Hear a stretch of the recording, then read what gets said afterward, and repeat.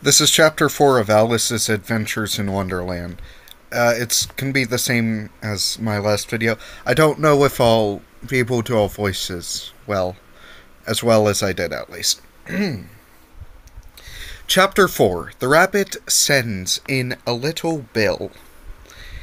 It was the White Rabbit trotting slowly back again, and looking anxiously about it as it went, as if it had lost something, and she heard it muttering to itself, "The Duchess! The Duchess! Oh, my dear paws!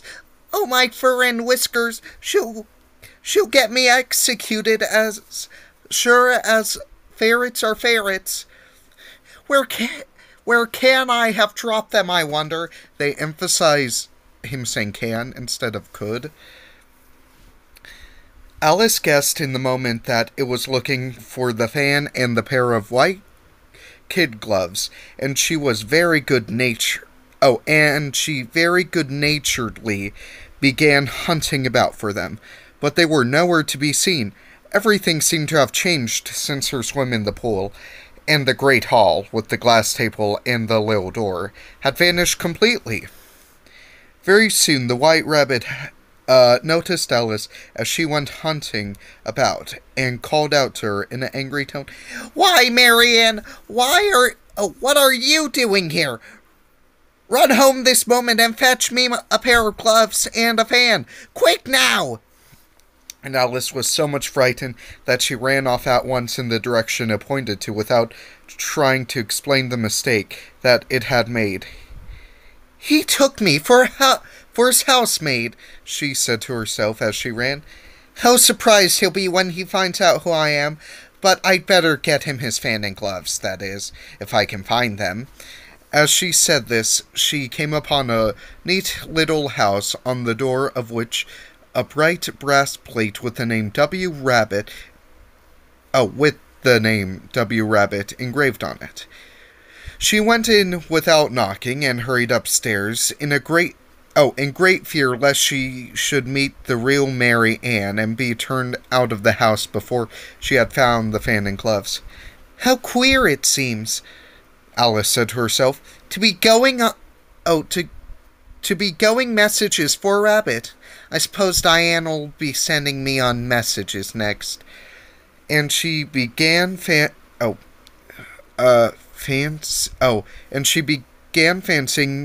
the sort of thing that would happen.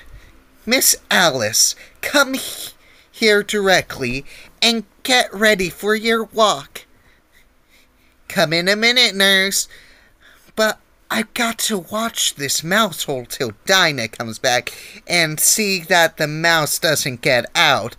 Only I don't think," Alice went on, "that they'd let Dinah stop in the house if it began ordering people around like that." By this time she had found her way into a tidy little room with a table in the window, and on it, as she had hoped, a fan and 2 or 3 pairs of tiny white kid gloves. She took up the fan and a pair of gloves, and was just going to leave the room when her eyes fell upon a little bottle that stood near the looking-glass. There was no label, this time with the words, "Drink me." But nevertheless, she uncorked it and put it to her lips. "I know something interesting is sure to happen," she said to herself, "whenever I eat or drink anything, so..." Wait, what? "Oh, whenever I drink or eat anything, so I'll see what this bottle does. I do hope it'll make me grow large again, for really, I'm quite tired of being such a tiny little thing." Okay, the way English used to be written, where they would say, "Oh, what a great," and then he continued, "day." I find that weird. It did so indeed, and much sooner than she had expected. Before she had drunk half the bottle, she found her head pressed against the ceiling, and had to stoop to save her neck from being broken. She hastily put down the bottle, saying to herself, "That's quite enough. I hope I shan't grow any more. As it is, I can't get out the door. I do wish I hadn't drunk quite so much." Alas! It was too late to wish that. She went on growing and growing and very soon had to kneel down on the floor. In another minute, there was not even room for this, and she tried the effect of lying down with one elbow against the door and the other arm curled round her head. Still, she went on growing, and as a last resource, she put one arm out the window and one foot up the chimney, and said to herself, "Now I can do no more. Whatever happens, what will become of me?" Luckily for Alice, the little magic bottle had now had its full effect, and she grew no larger. Still, it was very uncomfortable, and, as there seemed to be no sort of chance of her getting out of the room again, no wonder she felt unhappy. It was so much pleasanter at home, though thought poor Alice, when one wasn't always growing larger and smaller and being ordered around by mice and rabbits. I almost wish I hadn't gone down that rabbit hole, and yet, it's rather curious. You know, that sort of life? I do wonder what can have happened to me. When I used to read fairy tales, I fancied that kind of thing never happened. And now, here I am in the middle of one. There ought to be a book written about me. There ought. And when I grow up, I'll write one. But I'm grown up now, she added in a sorrowful tone. At least there's no room to grow up any more here. But then, thought Alice, shall I never get any older than I am now? That'll be a comfort one way. Never to be an old woman, but then always to have lessons to learn. Oh, I shouldn't like that. Oh, my goodness. Oh, you foolish Alice, she answered herself. How can you learn lessons in here? Why, there's hardly room for you, and no room at all for any lesson books. Why is she talking to herself? I find that so weird. And so she went on, taking first one side and then the other, and making quite a conversation of it altogether. But after a few minutes she heard a voice outside, and stopped to listen. "Marianne! Marianne!" said the voice. "Fetch me my gloves this moment!" Then came a pattering of feet on the stairs. Alice knew it was the rabbit coming to look at her, and she trembled till she shook the house, quite forgetting that she was now about 1,000 times as large as the rabbit, and had no reason to be afraid of it. Presently, the rabbit came up to the door and tried to open it, but as the door was open inwards, and Alice's elbow was pressed hard against it... Look how weirdly... Okay, never mind. That attempt proved a failure. Alice heard it say to itself, "Then I'll go round and get in at the window." "That you won't," thought Alice. Real quickly, I laughed because I noticed, the picture as I was reading. "That you won't," thought Alice, and after watching till she fancied she heard the rabbit just under the window, she suddenly spread out her hand and made a snatch in the air. She did not get a hold of anything, but she heard a little shriek and a fall, and a crash of broken glass, from which she concluded that it was just possible it had fallen into a cucumber frame, or something of the sort. Next came an angry voice, the rabbit's.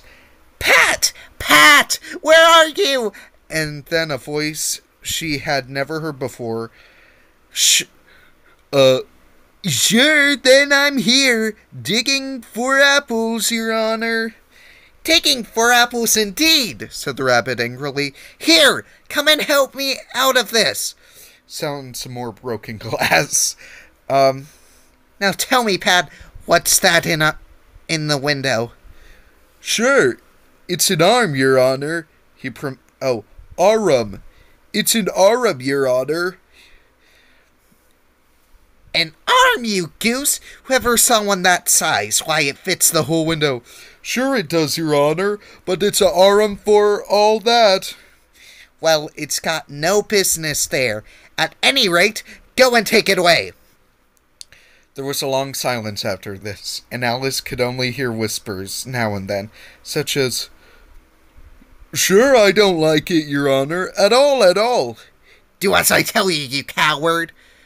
And at last she spread out her hand again and made another snatch in the air. This time there were 2 little shrieks and more sounds of broken glass. "What a number of cucumber frames there must be," thought Alice. "I wonder what they'll do next. As for pulling me out the window, I only wish they could. I'm sure I don't want to stay here." She waited for some time without hearing anything more. At last came a rumbling of little cartwheels, and the sound of a good many voices all talking together. She made out the words, "Where's the other ladder? Why, I hadn't to bring one. Bill's got the other, but Bill, fetch it here, lad. Here, put 'em up at this corner. No, tie 'em together first. They don't reach half high enough yet. Oh, they'll do well enough. Don't be particular. Here, Bill, catch hold of this rope. Will the roof bear?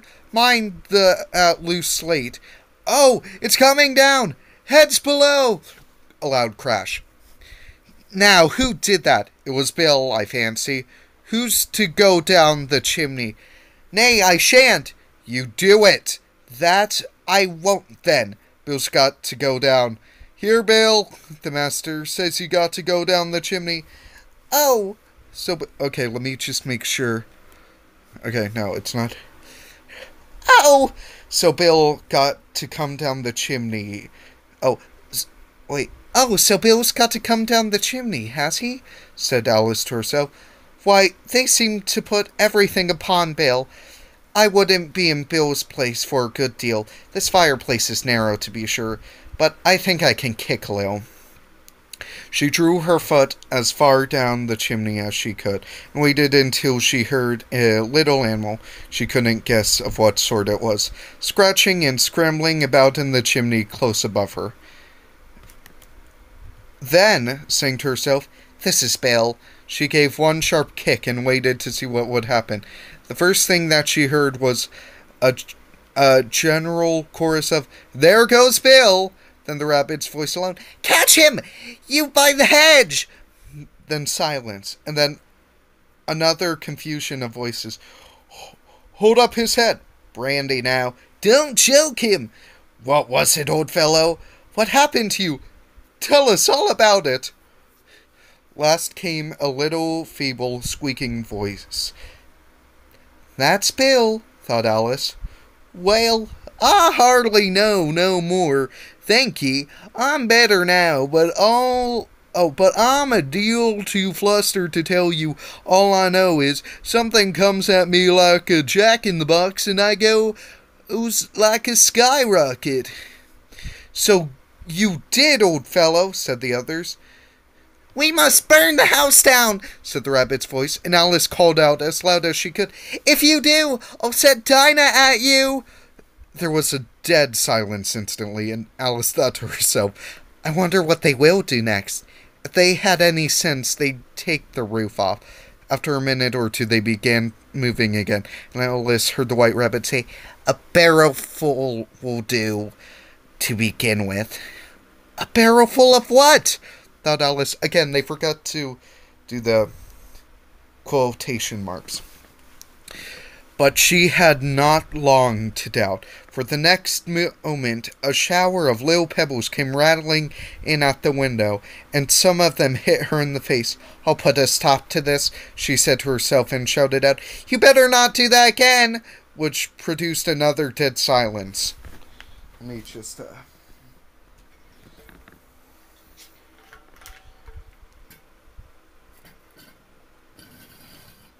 Sorry if there's, like, a minute-long pause. I might, leave the room to get water.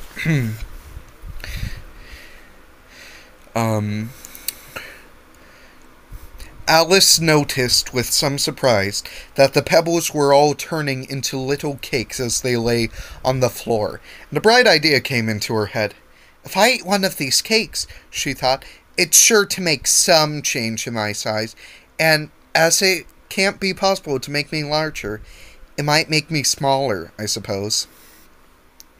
So she swallowed one of the cakes and was delighted to find that she began shrinking directly. As soon as she was small enough to get through the door, she ran out of the house and found quite a crowd of little animals and birds waiting outside. The poor little lizard Bill was in the middle, being held up by two guinea pigs, who were giving it something out of a bottle. They all made a rush at Alice Alice the moment she appeared, but she ran off hard as she could, and soon found herself safe in a thick wood. I'm gonna grab some water.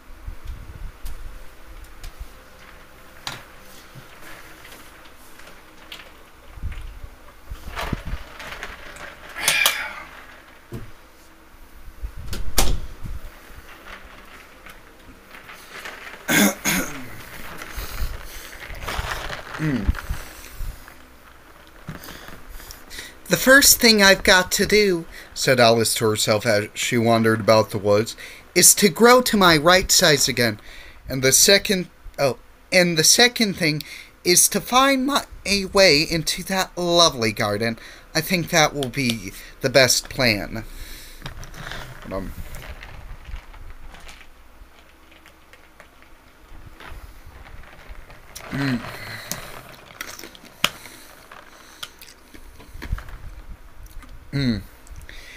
It sounded an excellent plan, no doubt, and very neatly and simply arranged. The only difficulty was that she had not the smallest idea how to set about it, and while she was peering about anxiously among the trees, a little sharp bark just over her head made her look up in a great hurry. An enormous puppy was looking down at her with large round eyes, and feebly stretched out one paw, trying to touch her. "Poor little thing," said Alice in a coaxing tone, as she tried hard to whistle to it, but she was terribly frightened all the time at the thought that it might be hungry, in which case it would be very likely to eat her up in spite of all her coaxing. And hardly knowing what she did, she picked up a little bit of stick and held it out to the puppy, whereupon the puppy jumped into the air of all its feet at once with a yelp of delight and rushed at the stick, and made believe to worry it. And then Alice dodged behind a great thistle to keep herself from being run over. And the moment she appeared on the other side, the puppy had made another rush at the stick, and tumbled head over heels in its hurry to get a hold of it. Then Alice, thinking it was very like having a game of play with the cart horse, and expected every moment to be trampled under its feet, ran round the thistle again, and then the puppy began a series of short charges at the stick, running a very little way towards each time, and a long way back, and barking hoarsely all the while, till at last it sat down a good way off, panting with its tongue hanging out of its mouth, and its great eyes half shut. This seemed to Alice a good opportunity for making her escape, so she set off at once and ran till she was quite tired and out of breath, until the puppy's bark sounded quite faint in the distance. "And yet, what a dear little puppy he was," said Alice as she leant against a buttercup to rest herself and fanned herself with one of the leaves. "I should have liked teaching it tricks very much. If only I'd been the right size to do it. Oh dear, I'd nearly forgotten that I've got to grow up again. Let me see, how is it to be managed? I suppose I ought to eat or drink something or other. But the great question is what?" The great question was certainly what. Alice looked all round her at the flowers and the blades of grass, but she could not see anything that looked like the right thing to eat or drink under the circumstances. There was a large mushroom growing near her, about the same height as herself, and when she had looked under it, and on both sides of it, and behind it, it occurred to her that she might as well look and see what was on top of it. She stretched herself up on tiptoe and peeped over the edge of the mushroom, and her eyes immediately met those of a large blue caterpillar that was sitting on the top, with its arm folded, quietly smoking of a long hookah, and taking not the smallest notice of her or anything else.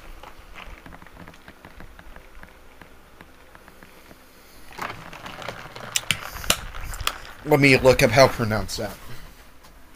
Just make sure I'm not mispronouncing it. I know what it is, to clarify.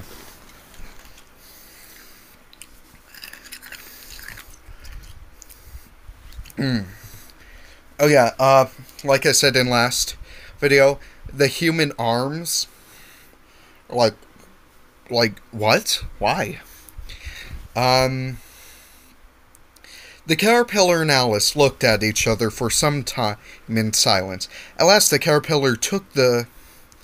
Let me double check to make sure I'm gonna pronounce it correctly. My phone is slow, so give me a second.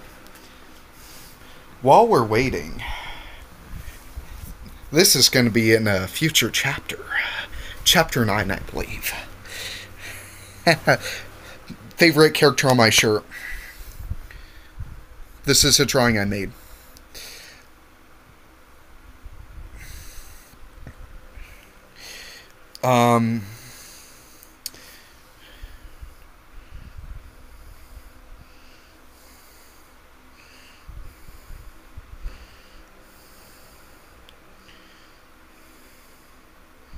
Oh, oops. Done. Give me a second. Give me a second.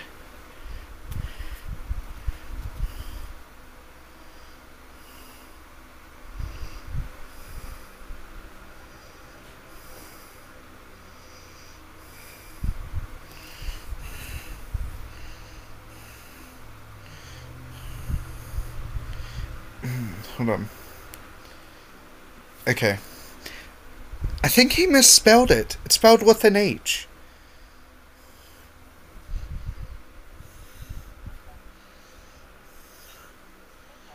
Hookah, not hookah. Hookah. Hookah. At last the caterpillar took the hookah out of its mouth and addressed her in a languid, sleepy voice. Who are you? Who? Okay, that didn't sound tight. Who are you? Said the caterpillar. This was not an encouraging opening for a conversation. Alice replied rather shyly, I hardly know, sir, just at present. At least I know who I was. I got up this morning. Oh, wait. Yeah, I got up this morning, but I think I must have been changed several times since then. What do you mean by that? Said the caterpillar. Explain yourself! I can't explain myself, I'm afraid, sir, said Alice, because I'm not myself, you see. I don't see, said the caterpillar. I'm afraid I can't put it more clearly, Alice replied very politely, for I can't understand it myself to begin with, and being so many different sizes in a day is very confusing. It isn't. I'm changing his voice to like this. It isn't, said the caterpillar. Well, perhaps you haven't found it so yet, said Alice, but when you have to turn into a chrysalis, you will someday, you know, and then after that into butterfly. I should think you'll feel it a little queer, won't you? Not a bit, said the caterpillar. Well, perhaps your feelings may be different, said Alice. All I know is I would feel very queer to... Oh, it would feel very queer to me. You, said the caterpillar contemptuously. Who are you? Which brought them back again to the beginning of the conversation. Alice felt a little irritated at the caterpillars making such very short remarks, and she drew herself up and said very gravely, I think you ought to tell me who you are first, said the cat... Oh, sorry. Why? Said the caterpillar. Here was another puzzling expression, and as Alice could not think of any good reason, and the caterpillar seemed to be in a very unpleasant state of mind, she turned away. Come back, said the caterpillar after her. I've got something important to say. This sounded promising, certainly. Alice turned and came back again. Keep your temper, said the caterpillar. Is that all? Said Alice, swallowing down her anger as well as she could. No, said the caterpillar. Alice thought she might as well wait, and she had nothing else to do. Perhaps after all, it might tell her something worth hearing. For some minutes, it puffed away without speaking, but at last it unfolded its arms, took the hookah out of its mouth again, and said, So, you think you've changed, do you? I'm afraid I am, sir. Oh, you think you're changed, not you've changed, said Alice. I can't remember things as I used, and I don't keep the same size for 10 minutes together. Can't remember what things, said the caterpillar. Well, I've tried to say, how doth the little busy bee, but it all came different, Alice replied in a very melancholy, but it came all different, Alice replied in a very melancholy voice. What? What on earth? Sorry. Repeat, you are old Father William, said the caterpillar. Alice folded her arms and began. You are old Father William, the young... Wait, what? Wait. Oh, I think it's implying she's turning into the person. You are old Father William, the young man said, and your hair has become very white, and yet you insistently stand on your head. Do you think at your age it is right? In my youth, Father William replied to some, I feared it might injure the brain, but now that I'm perfectly sure I have none. Why, I do it again and again. No, this is the next page. He might be telling a story. He probably is. You are old, said the youth, as I mentioned before, and have grown most uncommonly fat. Yet you learned a back somersault in at the door. Pray, what is the reason of that? In my youth, said the sage as he shook his grey locks, I kept all my limbs very supple, but the use of this ointment, 1 shilling the box, allow me to sell you a couple. You are old, said the youth, and your jaws are too weak for anything tougher than... I have no idea what that word is. S-U-E-T. Yet you finished the goose with the bones and the beak.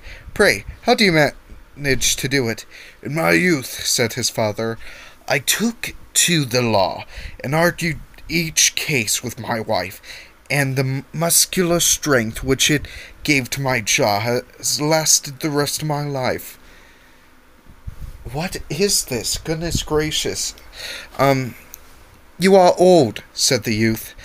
One would hardly suppose that your eye was steady as ever, yet you balance a nail on the end of your nose. What made you so awfully clever? I have answered 3 questions, and that is enough, said his father. Don't give yourself airs. Yeah, airs. Do you think I can listen all day to such stuff? Be off, or I'll kick you downstairs.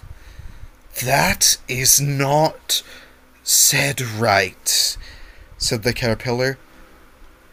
Not quite right, I'm afraid, said Alice timidly. Some of the words have got altered.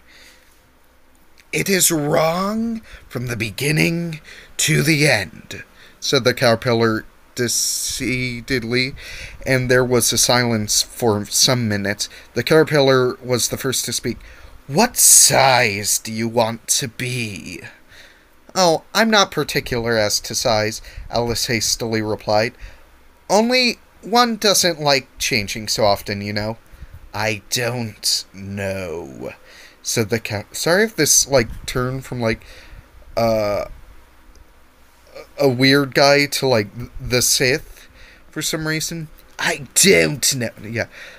I don't know, said the caterpillar. Alice said nothing. She had never been so contradicted in all her life before, and she felt that she was losing her temper. Are you content now? Said the caterpillar.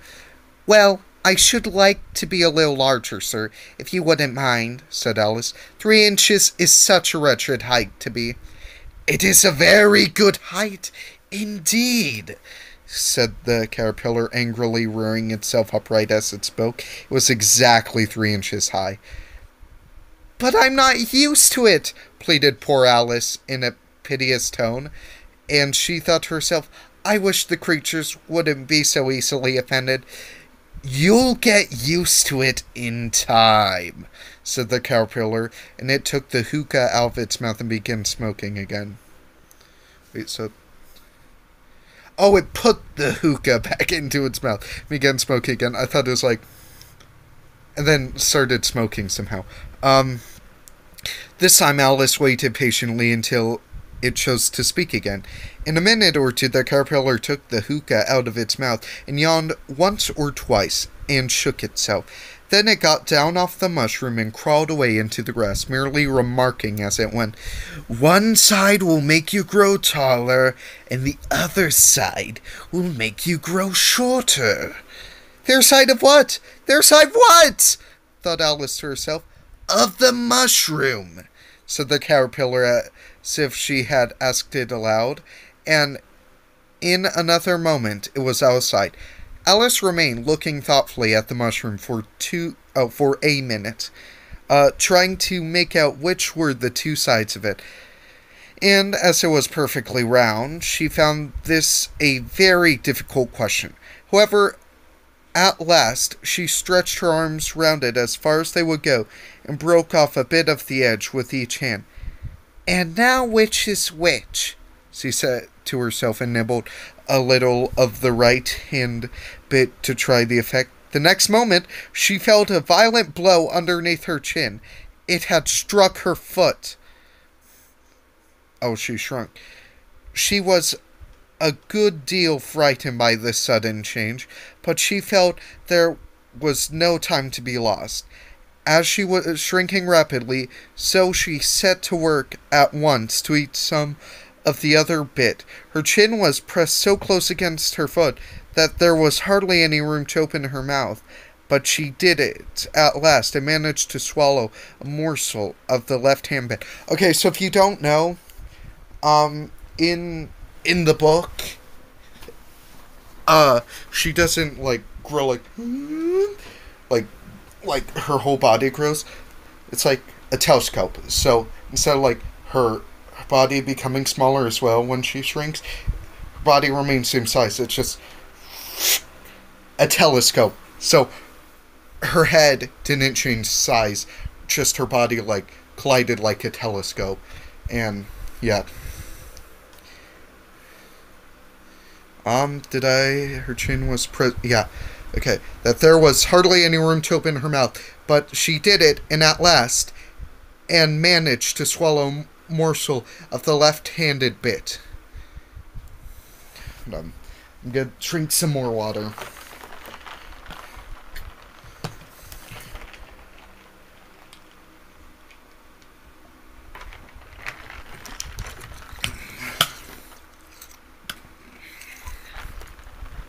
Come, my friends. Oh, my head's free at last, said Alice in a tone of delight, which changed into alarm in another moment when she found that her shoulders were nowhere to be found.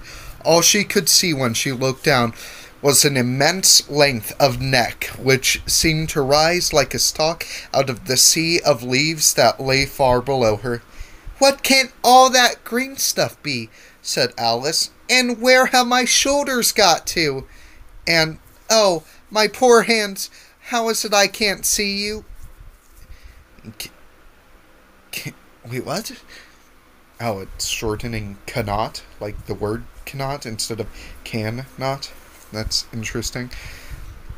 She was moving them about as she spoke, but no result seemed to follow, except a little shaking among the distant green leaves. As there seemed to be no chance of getting her hands up to her head, she tried to get her head down to them, and she was delighted to find that her neck would bend about easily in any direction. Like a serpent, she had just succeeded in curving it down into a graceful zigzag, and was going to dive in among the leaves, when she found to be nothing but the tops of trees under which she had been wandering, when a sharp hiss made her draw back in a hurry. A large pigeon had flown into her face and was beating her violently with its wings. "Serpent!" screamed the pigeon. "I'm not a serpent," said Alice indignantly. "Let me alone." "Serpent, I say again," repeated the pigeon, but in more subdued tone, and added, with a kind of sob, "I've tried every way, but nothing seems to suit them. I haven't the least idea what you're talking about. I've tried the roots of trees, and I've tried banks, and I've tried hedges," the pigeon went on, without attending to her. "But those serpents, there's no pleasing them." Alice was more and more puzzled, but she thought there was no use in saying anything more till the pigeon had finished. "As if it weren't trouble enough hatching the eggs," said the pigeon, "but I must be on the lookout for serpents night and day. Why, I haven't had a wink of sleep in these 3 weeks. Sorry. I'm very sorry you've been annoyed," said Alice, who was beginning to see its meaning. "And just as I take it the highest tree in the wood," continued the pigeon, raising its voice to a shriek, "and just as I was thinking I should be free of them at last. Must needs come they must needs come wriggling down the sky. Ah! Serpent! But I'm not a serpent, I tell you, said Alice. I'm a... Well, what are you? Said the pigeon. I can see you're trying to invent something. I'm a little girl, said Alice rather doubtfully as she remembered the number of changes she had gone through that day. A likely story indeed, said the pigeon in a tone of the deepest contempt. I've seen a good many little girls in my time, but never one with such a neck as that. No, you're a serpent, and there's no use denying it. I suppose you'll be telling me next that you've never tasted an egg. But I have tasted it. I have tasted eggs, certainly, said Alice, who was a very truthful child. But little girls eat eggs quite as much as serpents do, you know. I don't believe it, said the pigeon, but if they do, why? Then they're a kind of serpent. That's all I can say. This was such a new idea to Alice that she was quite silent for a minute or two, which gave the pigeon the opportunity of adding, You're looking for eggs! I know that well enough, and what does it matter to me whether you're a little girl or a serpent? Well, it matters to me, said Alice hastily, but I'm not looking for eggs as it happens. And if I was, I wouldn't want yours. I don't like them raw.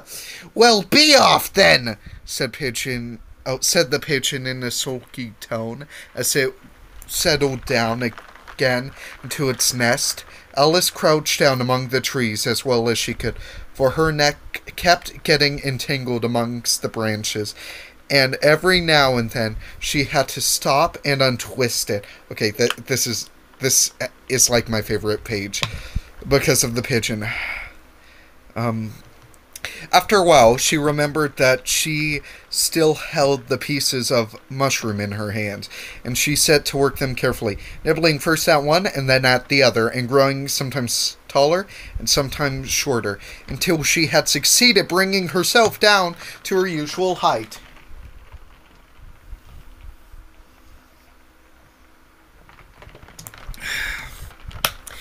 It was so long since she had been anything near the right size that it felt quite strange at first, but she got used to it in a few minutes and began talking to herself as usual.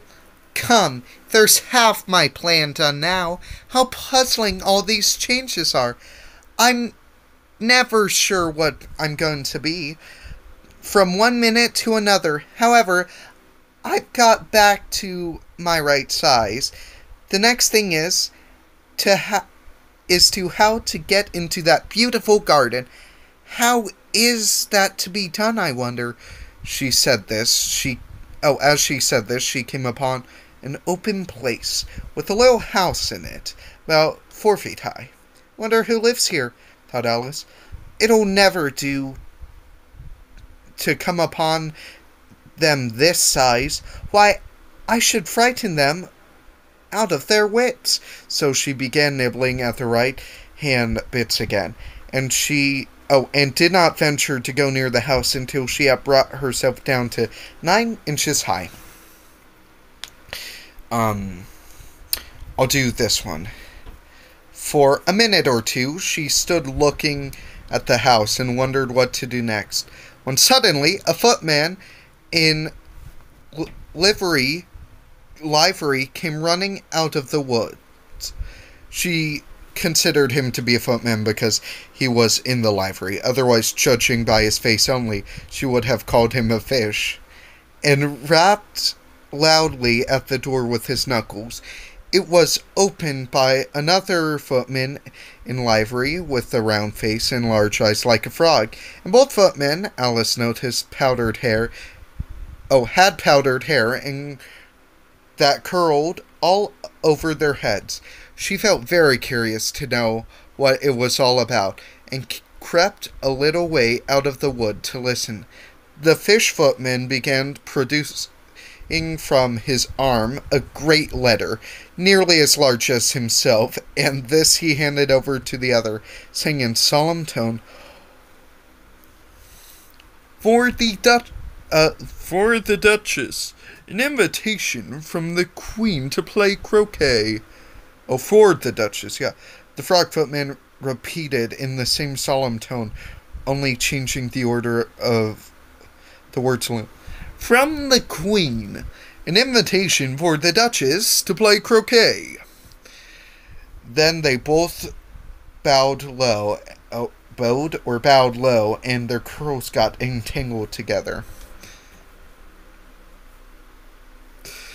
Alice laughed so much at this that she had to run back into wood for fear of their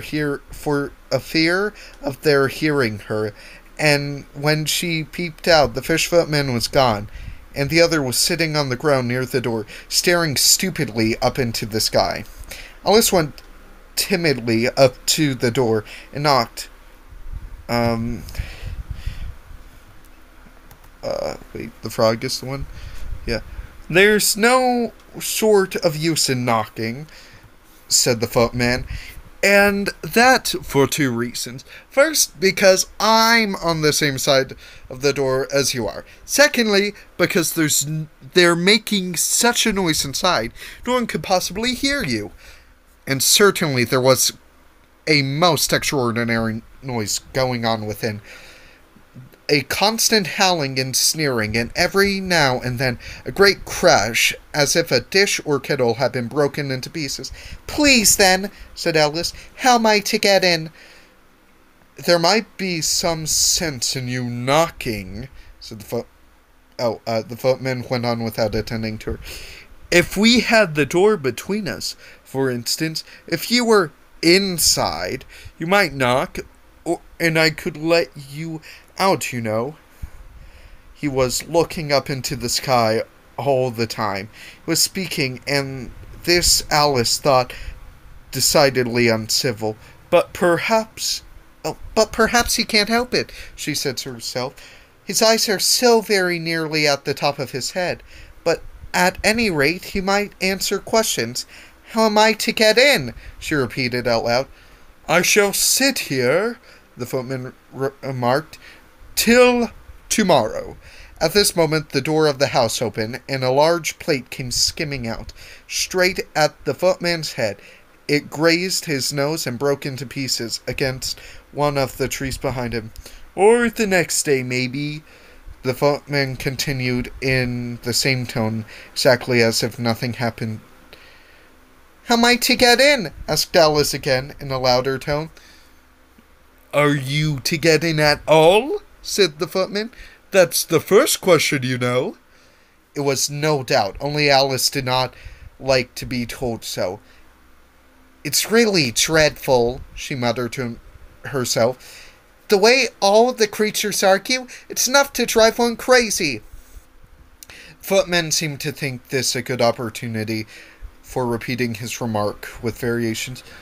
I shall sit here, he said, on and off for days and days. But what am I to do? Anything you like, said the footman, and began whistling. Oh, there's no use in talking to him, said Alice desperately.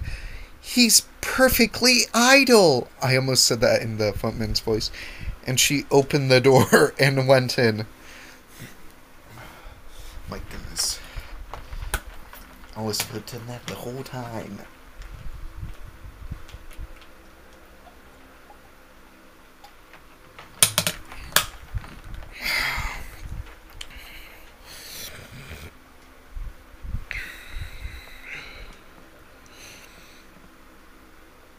Oh, I missed a line. He's perfectly idiotic. The door led right into a large kitchen, which was full of smoke from one end to the other. The Duchess was sitting on a three-legged stool in the middle, nursing a baby. The cook was leaning over a fire, stirring a large cauldron, which seemed to be full of soup. There's certainly too much pepper in that soup, Alice said to herself as well as she could. for sneezing. There was certainly too much of it in the air. Even the Duchess sneered occasionally, and as for the baby, it was sneezing and howling alertly without a moment's pause. There was only two creatures in the kitchen that did not sneeze. The only two creatures in the kitchen that did not sneeze were the cook and a large cat, which was lying on the hearth and grinning from ear to ear. What on earth? "Please, would you tell me?" said Alice, a little timidly, for she was not quite sure whether it was good manners for her to speak first. Why does your cat grin like that?" "It's a Cheshire cat," said the Duchess, "and that's why, pig!" She said the last word with such violence that Alice quite jumped, but she saw in another moment that it was addressed to the baby and not to her, so she took courage and went on again. "I didn't know that Cheshire cats always grin. In fact, I didn't know that cats could grin." "They all can," said the Duchess, "and most of them do." "I don't know of any that do," said Alice very politely, feeling quite pleased to have got into a conversation. "You don't know much," said the Duchess, "and that's a fact." Alice did not at all like the tone of this remark, and thought it would be as well to introduce some other subject of conversation. While she was trying to fix on one, the cook took the cauldron of soup out of the fire, and at once set to work throwing everything within her reach at the Duchess and the baby. The fire irons came first, then followed a shower of saucepans, plates, and dishes. The Duchess took no notice of them, even when they hit her. The baby was howling so much already that it was quite impossible to say whether the blows hurt it or not. "Oh, please, mind what you're doing," cried Alice, jumping up and down in agony of terror. "Oh, please, there goes his precious nose," as an unusually large saucepan flew close by it and very nearly carried it off. "If anybody minded their own business," the Duchess said in a hoarse growl, "the world would go round a deal faster than it does." "Which would not be an advantage," said Alice, who felt very glad to get an opportunity of showing off a little of her knowledge. "Just think what work it would make with the day and night. You see, the Earth takes 24 hours to turn round on its axis." "Talking of axes," said the Duchess, "chop off her head!" Alice glanced rather anxiously at the cook to see if she meant to take the hint, but the cook was busily stirring the soup and seemed not to be listening. So she went on again. 24 hours, I think, or is it 12? "Oh, don't bother me," said the Duchess. "I never could abide figures." And with that, she began nursing the child again, singing a sort of lullaby to it as she did so, and giving it a violent shake at the end of every line. "Speak roughly to your little boy, and beat him when he sneezes. He only does it to agony because he knows it teases." In the chorus, in which the cook and the baby joined, "Wow, wow, wow!" While the Duchess sang the second verse of the song, she kept tossing the baby violently up and down, and the poor little thing howled so that Alice could hardly hear her words. "I speak severely." This is so weird. I speak very severely to my boy. I beat him when he sneezes, for he can thoroughly enjoy the pepper when he pleases. Wow, wow, wow. Here, you may nurse it a bit if you like, the Duchess said to Alice, flinging the baby at her as she spoke. I must go and get ready to play croquet with the king. And she hurried out of the room. The cook threw a frying pan after her as she went, but it missed her. Alice caught the baby with some difficulty, as it was a queer-shaped little creature, and held its arm's length and hold out its arms and legs in all directions.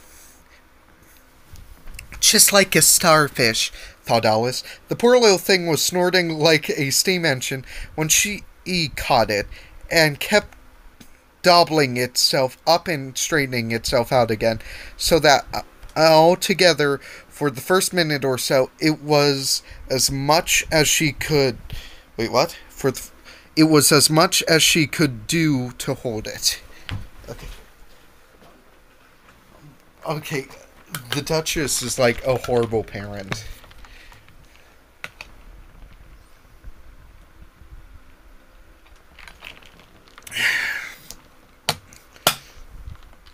Because who does that? It's like, what does she say? You can hold my baby a bit if you want to. Like, who does that?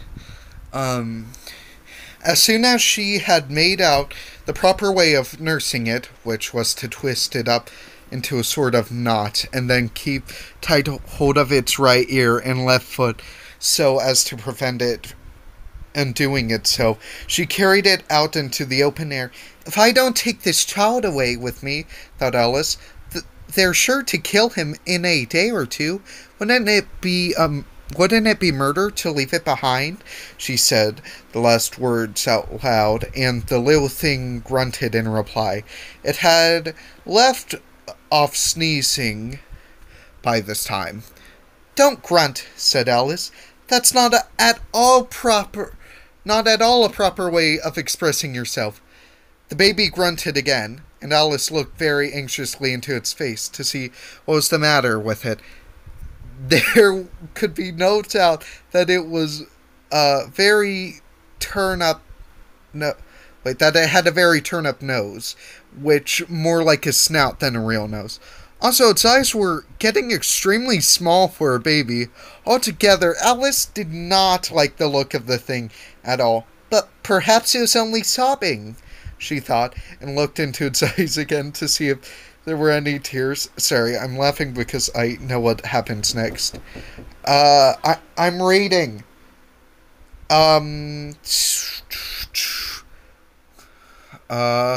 Perhaps it was sobbing.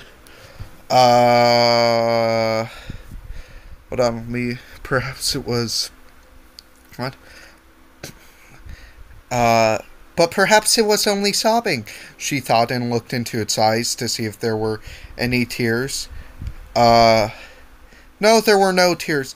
If you're going to turn into a pig, my dear, said Alice seriously, I'll have nothing more to do with you.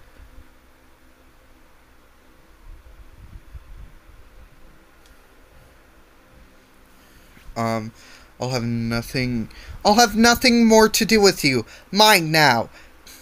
The poor little thing sobbed again, or grunted. It was impossible to say which. And they went on for some while in silence.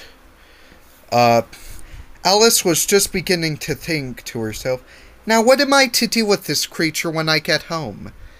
When it grunted again so violently that she looked down into its face in some alarm. This time, there could be no mistake about it. It was neither more nor less than a pig, and she felt like it would be quite absurd for her to carry it any further. So she set the little creature down and felt quite relieved to see it trot away quietly into the wood. If it had grown up, she said to herself, it would have made a dreadfully ugly child, but it makes rather a handsome pig, I think. And she began thinking over other children she knew who might do very well as pigs, and was just saying to herself, if only we knew the right way to change them. When she was a little startled by seeing the Cheshire Cat sitting on a bough of a tree a few yards off. The cat only grinned when it saw Alice. It looked good-natured, she thought. Still, it had very long claws and a great many teeth, so she felt that it ought to be treated with respect. Okay, Cheshire Puss, she began, rather timidly, as she did not at all know whether it would like the name. However, it only grinned a little wider. Come, it's pleased so far, thought Alice as she went on. Would you tell me which way I ought to go from here? That depends a good deal on where you want to get, said the cow. I don't much care where, said Alice. Then it doesn't matter which way you go, said the cat. So long as it's somewhere, added Alice in explanation. Oh, you're sure to do that, said the cat, if you only walk long enough. Alice felt that this could not be denied, so she tried another question. What sort of people live about here? In that direction, said the cat, waving its right paw around, lives a hatter, and in that direction, waving the other paw, lives a March Hare. Visit either you like. They're both mad. But I don't want to go among mad people, Alice remarked. Oh, you can't help that, said the cat. We're all mad here. I'm mad. You're mad. How do you know I'm mad? Said Alice. You must be, said the cat, or you wouldn't have come here. Alice didn't think that proved it at all. However, she went on. And how do you know that you're mad? To begin with, said the cat, a dog's not mad. You grant that? I suppose so, said Alice. Well then, the cat went on, you see, a dog growls when it's angry, and wags its tail when it's pleased. Now, I growl when I'm pleased, and wag my tail when I'm angry. Therefore, I'm mad. I call it purring, not growling. Call it what you like, said the cat. Do you play croquet with the Queen today? I should like it very much, said Alice, but I haven't been invited yet. You'll see me there, said the cat, and vanished. Alice was not much surprised at this.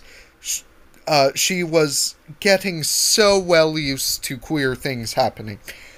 While she was still looking at the place where it had been, it suddenly appeared again. By the by, what became of the baby? Said the cat. I nearly forgot about it. It turned into a pig, Alice answered very quietly, just as if the cat had come back in a natural way. I thought it would, said the cat, and vanished again. Alice waited a little, half expecting to see it again, but it did not appear, and after a minute or two she walked on in the direction which the March Hare was said to live. I've never seen hatters before, she said to herself. The March Hare will be much the most interesting. Oh, I've seen hatters before, not I have not. I've seen hatters before, she said to herself. The March Hare will be much the most interesting, and perhaps at this May it won't be raving mad, at least not so mad as it was in March. As she said this, she looked up and there was the cat, again, sitting on a branch of a tree. "Did you say pig or fig?" said the cat.